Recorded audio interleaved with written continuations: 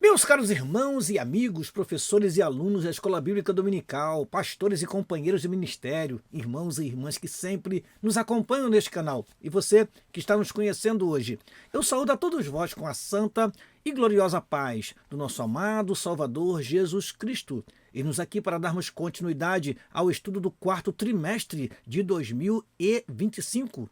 Estamos estudando neste trimestre sobre corpo, alma e espírito, a restauração integral do ser humano para chegar à estatura completa de Cristo.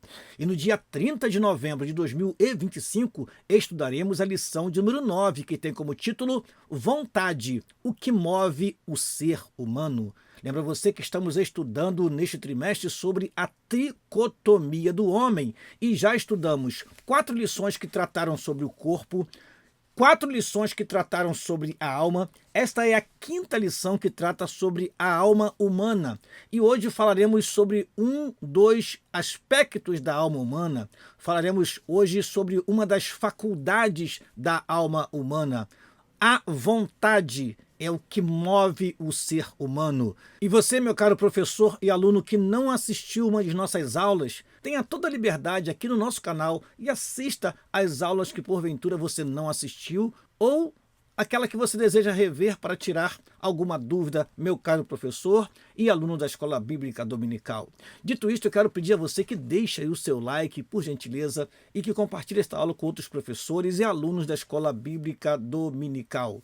Antes de prosseguir, queremos fazer uma oração ao nosso Deus, porque temos este hábito para incentivar os professores e alunos a sempre, quando iniciar algo no reino de Deus, começar com oração. Oremos ao Senhor. Pai, em nome de Jesus te agradecemos a oportunidade que temos de, através deste canal, transmitir a teus filhos mais uma lição da Escola Bíblica Dominical. Que o teu Espírito nos oriente naquilo que iremos falar e que teus servos possam receber, guardar, praticar e ensinar a sua palavra com fidelidade. Assim oramos e te agradecemos. Em nome de Jesus. Amém e amém. Vamos então para a nossa aula, meu amado irmão, meu caro professor e aluno da Escola Bíblica Dominical. Vamos então iniciar a nossa aula e sempre iniciamos com o nosso texto áudio. O nosso texto áudio se encontra na carta que o apóstolo Paulo escreveu aos Gálatas, aos crentes das igrejas da Galácia. Galácia era uma região e não uma cidade.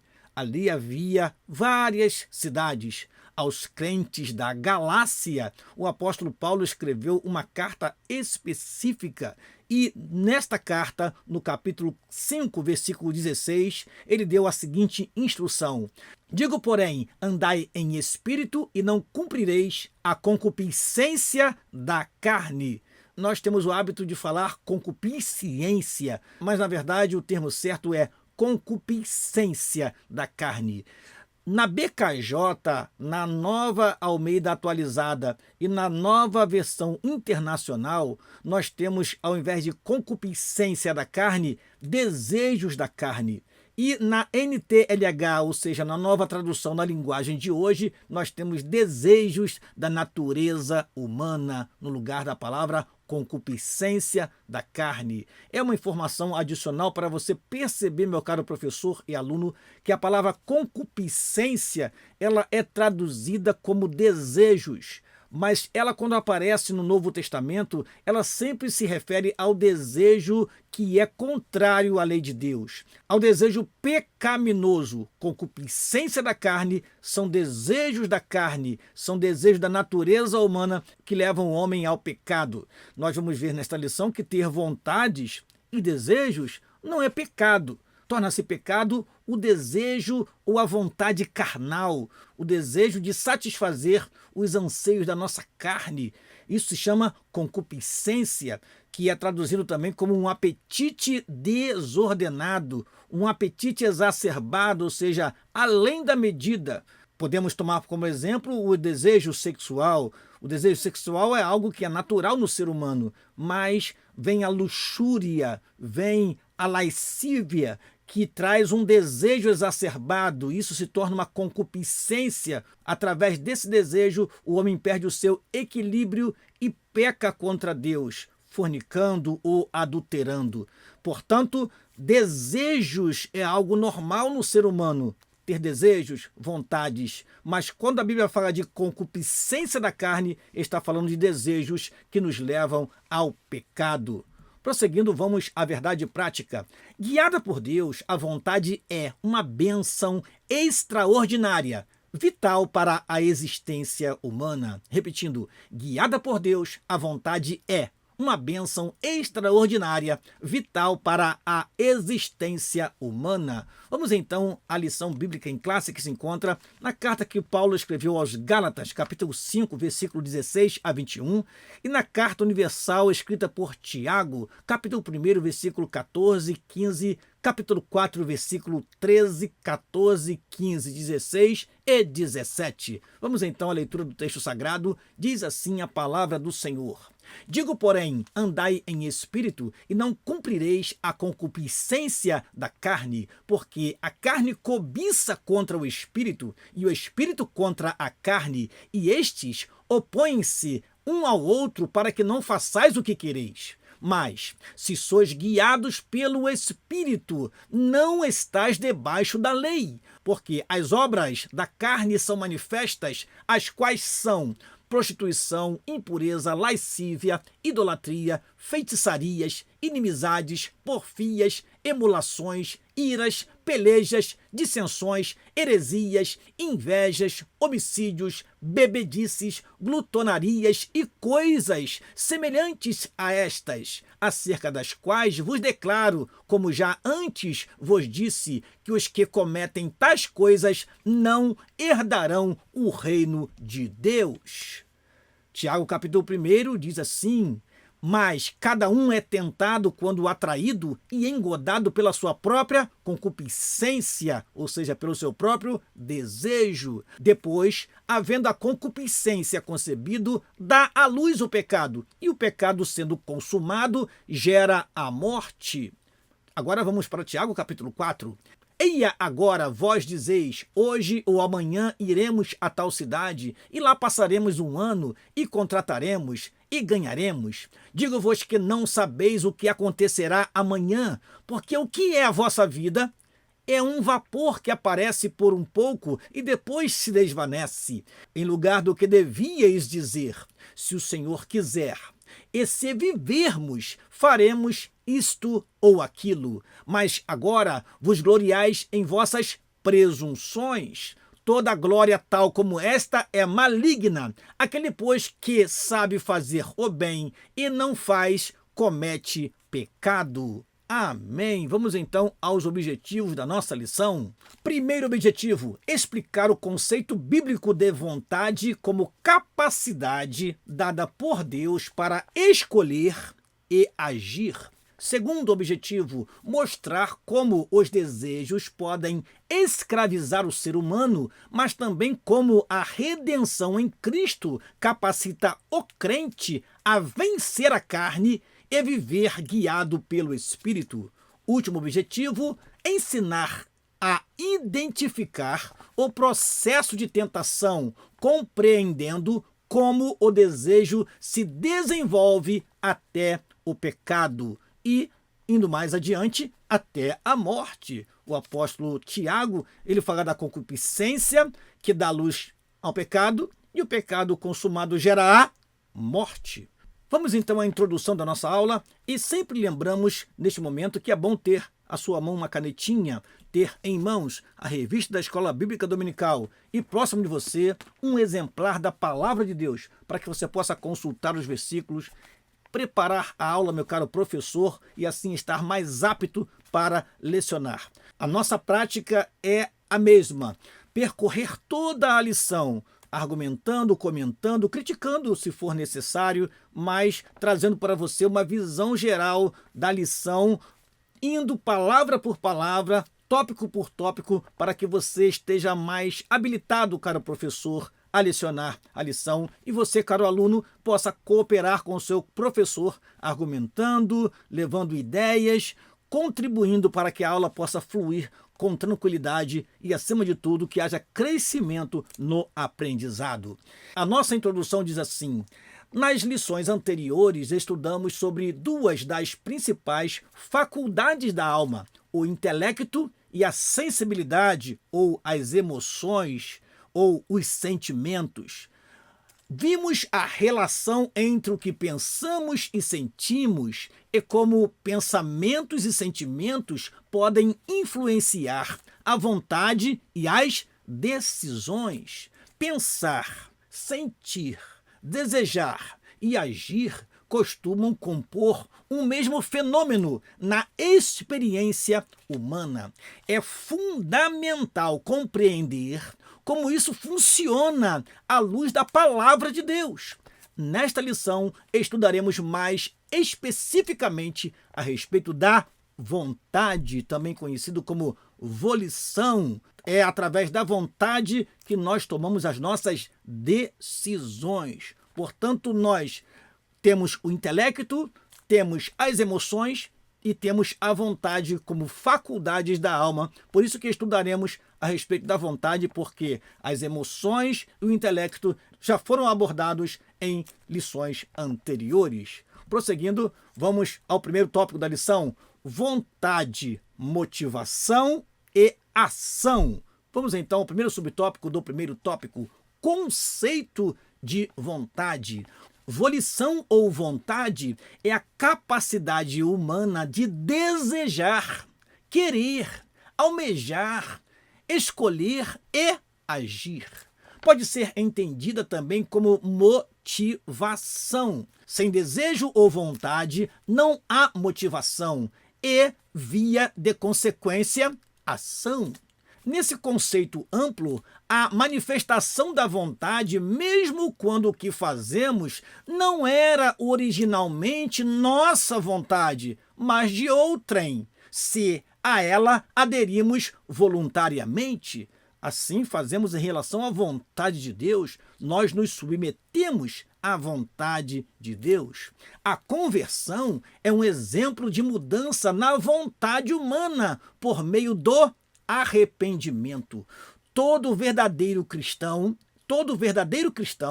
é alguém que, impulsionado pela graça de Deus, renunciou sua própria vontade para fazer a vontade de Cristo.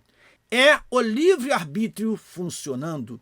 Ou seja, quando nós somos tocados pelo Espírito Santo, quando a graça nos alcança, nós deixamos de fazer a nossa própria vontade, nós renunciamos às nossas vontades, nós renunciamos desejos para servir a Deus, para ser instrumentos nas mãos de Deus.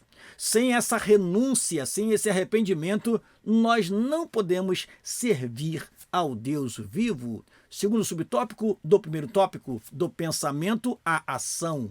Um pensamento pode ser apenas um pensamento, sem relação alguma com um sentimento ou um desejo. Por exemplo, podemos pensar em uma viagem que fizemos sem que isso nos traga qualquer emoção. Mas também podemos recordar com nostalgia e desejar viajar novamente. E esse desejo pode nos motivar a comprar a passagem e repetir a experiência. Em um caso assim, ocorre um fenômeno completo: pensamento, sentimento, desejo e ação. Aconteceu com Eva no Éden. Ou seja, desde que o homem foi formado, isso acontece. O homem pensa, sente, deseja e age. O problema é quando isto acontece induzido pelo pecado, induzido por Satanás, induzido pelo mundo, quando somos levados a pensar coisas mundanas, quando somos levados a pensar coisas que não convêm, e aí vem um sentimento também que não convém. E a partir daí cria-se um desejo também que não convém, e a ação que não convém, ou seja, tudo começa com o pensamento que norteia um sentimento e gera em nós um desejo. E se não vigiarmos, irmãos, nós vamos agir, vamos fazer algo contrário ao que Deus determinou para nós, se nós alimentarmos pensamentos pecaminosos, sentimentos pecaminosos, desejos pecaminosos. O pecado será, pois, a ação que nós cometeremos após esta sequência, ou seja, este fenômeno completo que o nosso comentarista nos apresenta. Falemos agora a respeito de Eva no Éden. Em sua conversa com a serpente, a mulher, Eva, refletiu sobre o significado do fruto da árvore, da ciência, do bem e do mal, até ser enganada. Ao acreditar na falsa elevação que obteria, sereis como Deus, certamente sentiu alguma emoção. O próximo passo foi a manifestação do desejo que gerou a ação. Tomou do fruto e comeu. E o resultado, você já sabe, meu caro professor e aluno da Escola Bíblica Dominical. Terceiro subtópico do primeiro tópico, fraqueza de vontade. Adão pecou sem ser enganado. Isso significa que seu entendimento da proibição e consequências relativas ao fruto da árvore do conhecimento do bem e do mal não foi alterado. O problema de Adão se deu na esfera da vontade. Em vez de permanecer firme em seu propósito de obedecer a Deus, decidiu pecar, aderindo à vontade de Eva, que lhe deu o fruto. Quantas decisões erradas tomamos plenamente conscientes de suas consequências? Da violação de uma restrição alimentar, a conduta mais graves, muitas vezes o desejo fala mais alto que a razão. A busca do prazer pelo prazer é uma característica da cultura hedonista. Vícios e compulsões arrastam multidões, mesmo que elas conheçam seus destrutivos efeitos. Assim, só Jesus pode libertar o ser humano de prisões espirituais. Meu caro professor e aluno, cabe aqui uma reflexão, você pode transmitir isto para os seus alunos. Onde está o nosso prazer? O nosso prazer está naquilo que nós dedicamos a maior parte do nosso tempo. O nosso prazer está naquilo que nós, se precisar, pagamos para obter. O nosso prazer está naquilo que nós nos deleitamos em participar, em fazer. Ora, o Salmo 1 fala: bem-aventurado o varão que não anda segundo o conselho dos ímpios, nem se detém no caminho dos pecadores, nem se assenta na roda dos escarnecedores. Antes tem o seu prazer na lei do Senhor, e na sua lei medita de dia e de noite. Ou seja, temos aqui um grande ensinamento. Devemos ter prazer nas coisas de Deus. Devemos ter prazer em cantar, prazer em adorar, prazer em orar, prazer em estar na presença de Deus e não chegar atrasado e sair com pressa da presença de Deus. Muitas pessoas chegam atrasadas no culto e mal termina o culto, elas já correm para ir para casa. E durante o culto canta: meu prazer é te louvar, meu prazer é estar nos átrios do Senhor. Mas na verdade nossas ações falam muito mais do que as nossas palavras. Então, cabe aqui esta reflexão. Onde está o teu prazer, meu caro irmão? Coloque o teu prazer nas coisas de Deus e Deus certamente vai contemplar dos altos céus e vai te abençoar maravilhosamente por você realmente ter prazer de estar na casa de Deus, de adorar a Deus, de servir a Deus, de ler a sua palavra, de estar na sua presença. Vamos então à sinopse da primeira parte da lição. A vontade é a capacidade humana de desejar e agir, sendo influenciada por pensamentos, sentimentos e decisões espirituais. Repetindo, a vontade é a capacidade humana de desejar e agir, sendo influenciada por pensamentos, sentimentos e decisões espirituais. Segundo tópico da lição, desejos da escravidão à redenção. Desejos da escravidão à redenção. Vamos então ao primeiro subtópico do segundo tópico, a experiência do deserto. O povo de Israel tornou-se escravo dos seus desejos durante a peregrinação pelo deserto. Deixaram-se levar da cobiça no deserto e tentaram a Deus na solidão. E ele satisfez-lhes o desejo, mas fez definhar a alma. Salmo de número 106, versículo 14 e 15. Apesar das grandes maravilhas operadas por Deus, os hebreus, tomados de ingratidão, lembravam-se das comidas do Egito e se deixavam dominar por seus desejos. Pensavam, sentiam e desejavam o que lhes era servido na casa da escravidão, de onde haviam sido libertos com mão forte. Irmãos queridos, eles tinham saudade da escravidão, só porque lá no Egito eles tinham uma refeição farta, diferenciada, com muitos temperos, e durante a peregrinação no deserto eles apenas se alimentaram do maná, e algumas vezes o Senhor lhes providenciou carnes, porque o povo queria comer carne, e Deus providenciou carne no deserto. Isso mostrava que Deus queria que o povo aprendesse a depender dele.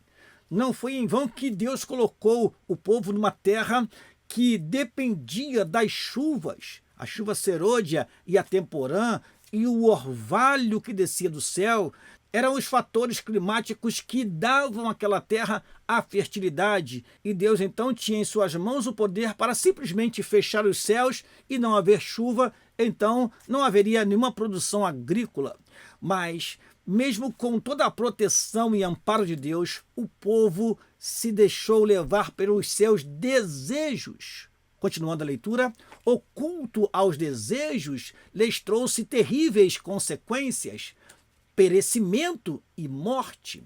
Como nos adverte Paulo, tudo isso foi escrito para aviso nosso, não nos deixemos levar por nossos próprios desejos. Eu trouxe para você Romanos capítulo 15, versículo 4, que diz: porque tudo o que dantes foi escrito, para nosso ensino foi escrito, para que pela paciência e consolação das Escrituras tenhamos esperança. Então, tudo que foi registrado no Antigo Testamento serve para nós de exemplo, de modelo, para que não cometamos os mesmos erros. Por isso, amados irmãos, não nos deixemos levar pelos nossos desejos. Não sejamos como os israelitas, que sofreram e sofreram muito, porque não confiaram em Deus, não depositavam nele a confiança, não aprenderam a depender de Deus e a buscá-lo nas suas necessidades. E Deus levantou um outro povo no deserto para entrar em Canaã e assim cumprir as suas promessas. Segundo subtópico do segundo tópico, os desejos na era cristã. O drama dos desejos continua na era cristã, com uma diferença fundamental. Cristo venceu o pecado e nos dá poder para também vencê-lo. Contudo, enquanto estivermos neste corpo mortal, enfrentaremos um conflito espiritual constante.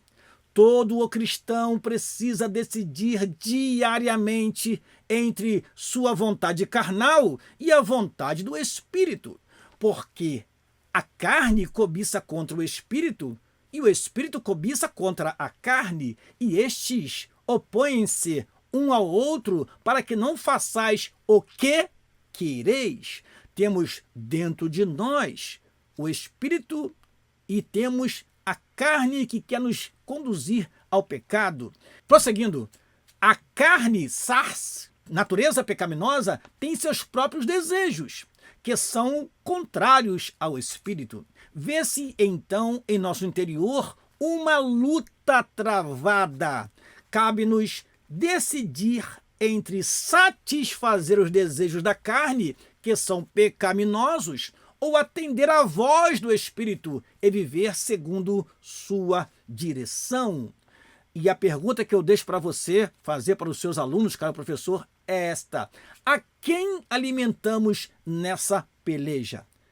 Houve um pastor que contou para nós uma experiência muito interessante. Ele disse que a peleja entre a carne e o espírito pode ser comparada à luta de dois boxeadores. Dois boxeadores vão se enfrentar. Quem vai vencer este combate? Vencerá aquele que estiver mais bem preparado. Vencerá o que estiver mais alimentado. Vencerá aquele que estiver mais habilitado para lutar. Portanto, temos dentro de nós um ringue, e aqui está a carne e o espírito. Se nós alimentarmos muito a nossa carne, ela vencerá esta batalha contra o espírito. E se nós alimentarmos o espírito e fazemos com que ele seja habilitado a enfrentar as inclinações carnais, obviamente o espírito vencerá essa batalha interior.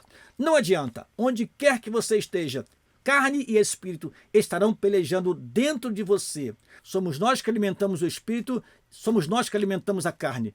Então, a quem estamos alimentando nessa peleja para que possa vencer esta peleja? É muito interessante esta interrogação e deixo como sugestão para você, meu caro professor, durante a sua aula, provocar os seus alunos com esta pergunta. Prosseguindo o terceiro subtópico do segundo tópico, a decisão do homem redimido. A obra da salvação realizada por Cristo nos liberta do poder do pecado. Diante dos desejos da carne e da vontade do espírito, o homem redimido inclina-se para as coisas do espírito. Isso é resultado de sua nova natureza. Significa que não podemos nos conformar com os desejos do velho homem, mas, pelo poder do Espírito, nos dedicar ao processo de mortificação da nossa carne, a velha natureza. Nossos desejos pecaminosos não deixam de existir, mas em Cristo triunfamos sobre eles, vivendo, andando e frutificando no Espírito. Portanto, viva uma vida espiritual e não uma vida carnal, meu caro professor, meu caro aluno, minha cara professora e aluna da escola dominical. Vamos à sinopse da segunda parte da lição. Os desejos podem escravizar o ser humano, mas em Cristo há poder para vencê-los e viver segundo o Espírito. Repetindo, os desejos podem escravizar o ser humano, mas em Cristo há poder para vencê-los e viver segundo o Espírito. Terceiro tópico da lição, o ensino sobre os desejos em Tiago, ou na Carta Universal de Tiago. Os ensinos sobre os desejos na Carta Universal de Tiago é o que veremos no terceiro e último tópico desta lição. Primeiro subtópico do terceiro tópico, atração e engano. Tiago, capítulo 1, versículo 14 e 15, trata dos desejos carnais e suas consequências, empregando o conhecido termo concupiscência, que é epitomia, com o sentido de maus desejos. O apóstolo refere-se ao processo de tentação e pecado, mas cada um é tentado quando atraído e engodado por sua própria concupiscência, ou seja, pelo seu próprio desejo. A faculdade da vontade é retratada neste texto como um elemento de comunicação interna que tem a capacidade de atrair e enganar. Assim sendo, o mau desejo é capaz de afetar a própria razão, levando-a a acreditar que o pecado não produz consequências ruins, mas boas. Nesse processo, a mente é entorpecida depois do desejo ser aguçado.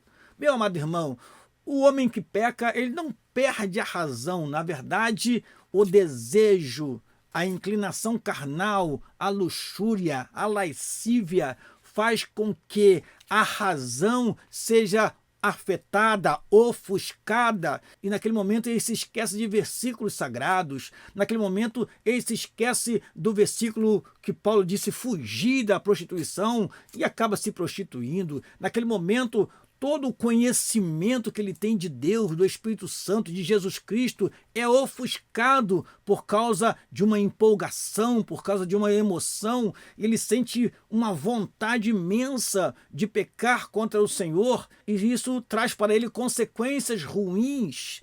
apesar de naquele momento do pecado, ele achar que tudo está bom e maravilhoso, porque a razão foi ofuscada, foi afetada e está obscurecida pelo pecado. E assim o homem e a mulher pecam diante do Senhor deliberadamente, sem naquele momento ter nenhum sentimento de culpa, mas depois vem a culpa, vem o remorso, vem a tristeza e muitos não conseguem mais se levantar.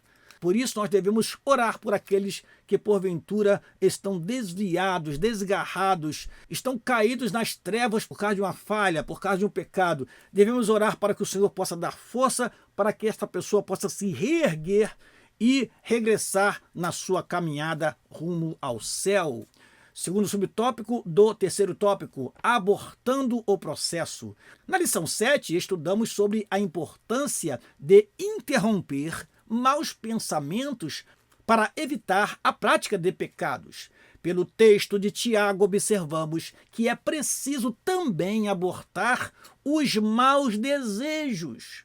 É quando o desejo chega que nós devemos reagir para que o processo que vai nos levar ao pecado e à morte seja bloqueado naquele momento na nossa mente e a nível dos desejos, na concupiscência. Quando ela vier, nós devemos dizer: não, eu prefiro servir ao Senhor, eu sou servo de Deus. Esse sentimento não vai me fazer bem posteriormente. Pode, naquele momento de euforia, parecer que tudo está bom e maravilhoso, mas depois vem o pecado e a morte. E que morte é essa, pastor Daniel? A mesma morte que aconteceu lá no Éden, a morte espiritual, que é o distanciamento de Deus, é o esvaziamento da presença de Deus. Davi sentiu isto e orou: não me lance fora da tua presença e não retires de mim o teu Espírito Santo, porque ele sentiu que o pecado estava o distanciando de Deus. Continuando, aliás, eles são ainda mais perigosos, pois podem influenciar diretamente nossas decisões. Os desejos influenciam nossas decisões. Quando encontra seu objeto ou alvo, o desejo se torna intenso. Se não for rejeitado, não descansa até convencer, derrubando as barreiras da consciência. Nós falamos aqui na lição que tratava sobre a consciência, a importância dela naquele momento que nós estamos sendo seduzidos. Porque o Espírito Santo, ele orienta sim, mas temos a consciência que, estando pura, estando bem alimentada pela palavra de Deus, ela vai agir de forma a nos avisar, nos alertar que o perigo do pecado, o perigo da queda está próximo. Continuando, depois, havendo a concupiscência, concebido da luz o pecado, e o pecado sendo consumado gera a morte. Tiago, capítulo 1, versículo 15. Que o Senhor nos livre de toda a tentação. Não nos esqueçamos, contudo, de fazer a nossa parte, que é viver em constante vigilância e oração. Sinopse da última parte da lição, Tiago revela como os maus desejos geram o pecado, alertando sobre a necessidade de vigilância e domínio espiritual. Repetindo, Tiago revela como os maus desejos geram o pecado, alertando sobre a necessidade de vigilância e domínio espiritual. Chegamos então à nossa conclusão, meus amados irmãos. Apesar de nossa tendência pecaminosa, não podemos encarar os desejos apenas de forma negativa. A vontade humana é uma faculdade essencial para a nossa existência. Quando guiada por Deus, é uma grande bênção, responsável por nos mover para pequenas e grandes realizações. Como é bom amanhecer motivado todos os dias. O ânimo e o entusiasmo fazem parte de uma vontade sadia e ativa. São dados por Deus e servem para nos impulsionar para as tarefas cotidianas, independente da fase da vida. Amém! Terminamos esta aula convidando você para a 10ª lição do 4º trimestre de 2025. Lição na qual estudaremos sobre Espírito, o âmago da vida humana. E eu conto com a sua presença aqui, meu caro professor e aluno da Escola Bíblica Dominical. Termino esta aula pedindo a você que deixe o seu like e que compartilhe esta aula com outros professores e alunos da Escola Bíblica Dominical. Esta aula é de suma importância, meus amados irmãos, para muitas pessoas que estão sendo dominadas pelo pecado, pelo pensamento pecaminoso e que já não conseguem fazer como o próprio Senhor Jesus Cristo, que se submeteu à vontade de Deus naquele momento no Getsemane, momento tão difícil para o Senhor Jesus Cristo. Ele disse: Pai, se for possível, passa de mim este cálice, mas se não for possível, todavia que eu o beba. Ou seja, ele estava querendo dizer: seja feita a tua vontade, como ele ensinou na oração dominical. Seja feita a tua vontade, assim na terra como no céu. O salmista, ele diz no Salmo 40, versículo 8: deleito-me em fazer a tua vontade. Que possamos nos deleitar em fazer a vontade de Deus sempre e sempre. Aqui se despede o seu amigo pastor Daniel Rosa Dutra e até a próxima aula, em nome de Jesus. Amém e amém.